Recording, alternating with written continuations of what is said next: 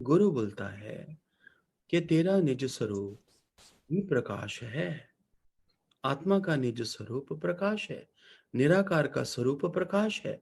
ब्रह्म का स्वरूप प्रकाश है। ईश्वर का स्वरूप प्रकाश है। नई नई युक्तियों से, नए नए वचन से गुरु हमको मैं शरीर नहीं, मैं ये आत्मा हूं का निश्चय करा रहा है। मेरा हर चीज में जो है वो ब्रह्म का ही प्रकाश है। ब्रह्म का प्रकाश और हर वस्तु का, हर चीज का जो स्वरूप है वो प्रकाश ही है जी। किसी चीज को भी जलाओगे तो प्रकाश निकलेगा, क्योंकि निज स्वरूप है ही प्रकाश। आत्म स्वरूप है ही प्रकाश। ब्रह्म के बिना कुछ भी नहीं है। हर जगह ब्रह्म है। तो कोई भी चीज को हम अगर जलाते हैं तो उसमें से प्रकाश निकलता है। और प्रकाश क्योंकि ऑलरेडी उसमें विद्यमान है तभी निकलता है। जी। तो इसी के कॉन्टेक्स्ट में बोला कि जो ब्रह्म का स्वरूप है वो है ही प्रकाश। जगत ब्रह्म का ही स्वरूप है। जगत ब्रह्म का ही स्वरूप है। और ब्रह्म का स्वरूप प्रकाश है। बिना प्रकाश के कुछ भी नहीं, बिना ब्रह्म के कुछ भी नहीं। बहुत बहुत ज्यादा आपको क्लैरिटी नहीं होगी। होगी क्लैरिटी, होगी जब आपकी श्रद्धा अटूट होगी। तो कुछ भी गुरु बोलेगा उस पे आपका माइंड नहीं चलेगा। अधूरी श्रद्धा है तभी माइंड चलता है, तभी समझ नहीं आता, तभी मुश्किल लगता है। जब पूरी श्रद्धा है तो गुरु कुछ भी बोले वो सब एक्सेप्टेड हो जाता है। जी। इसमें श्रद्धा बहुत बड़ा काम करती है। अभी हमें देह ध्यास है। जैसे जैसे देह ध्यास खत्म होगा, जो बात गुरुदेव अष्टावक्र बोल रहे हैं, जो अनुभव जनक को हो रहा है, सेम हमारी बात है।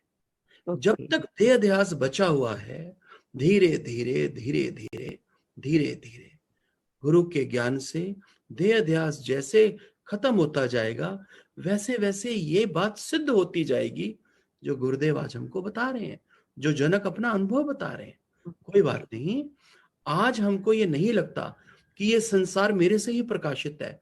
मेरे मतलब तुम अपने को देह मान के बैठी हो ना। जिस दिन तुमको आत्मा का पूर्ण निश्चय हो जाएगा, तुम्हें ये बात बिल्कुल सत्य लगेगी।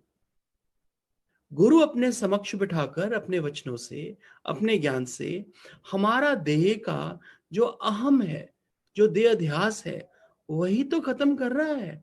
और क्या कर रहा है? बाहर से मुड़ते जाओ, अंदर में जुड़ते जाओ। कुछ नहीं चाहिए तो कुछ नहीं चाहिए। हरिओम भी नहीं चाहिए किसी की। शुक्राना भी तुम अपने पास रखो। मुंह से शुक्राना बोलते हो, अंदर में तो तुम्हारे शुक्राना मुझे कहीं ढूंढना पड़ता है कहाँ है। सुथरे होके बैठो, सच्चे होके बैठो, बस मुक्ति तेरे घर में भरेगी पानी। कब? जब तुझे मुक्ति भी नहीं चाहिए। वचन तुमने सुन लिया एकदम ऊपर के ग्रेड का, और तपस्या कोई है नहीं जीवन में, तो फिर ऐसे ही लगेगा। मुझे कल किसी योगी ने बोला ये अष्टावक्र ना बड़ी टफ है, ये समझ नहीं आ रही। मैं बोला इसी की आदत डालो।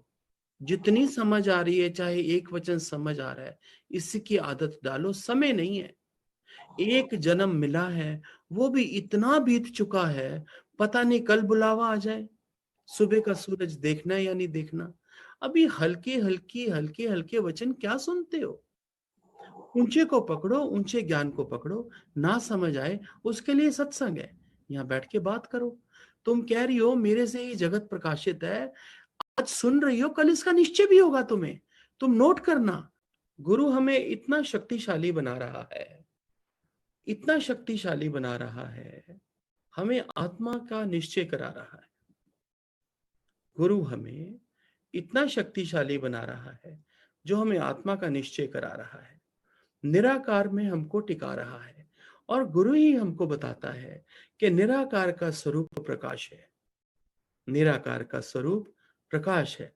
क्योंकि गुरु हमको निराकार में टिका रहा है, इसलिए हमारे अंदर में जितनी आसक्तियां हैं, जितना मोह है, देह वालों के लिए, संसारिक जगत के लिए, मेटीरियलिस्टिक वर्ल्ड के लिए वो अपने प्योर वचनों से धीरे धीरे धीरे धीरे करके वो फेड अप कर रहा है, और हमें उस निराकार में, उस ब्रह्म में, उस आत्मा में, उस परमात्मा में टिका रहा है, जो मेरा वास्तविक स्वरूप है, जो प्रकाश जिसका वास्तविक स्वरूप है। तो सुनते सुनते सुनते सुनते, श्रद्धा में बैठे बैठे, गुरु के साथ लिव लगाते लगाते, जो गुरु के मुख से वचन आ रहा है वो मेरे जीवन में वही अप्लाई होगा, दूसरा कुछ होगा ही नहीं। आज जो मुझे मुश्किल लग रहा है, कल मैं उसी के निश्चय में बैठेगा, क्योंकि जिसकी मैं शरण में हूं वो परमात्मा है। याद रखना।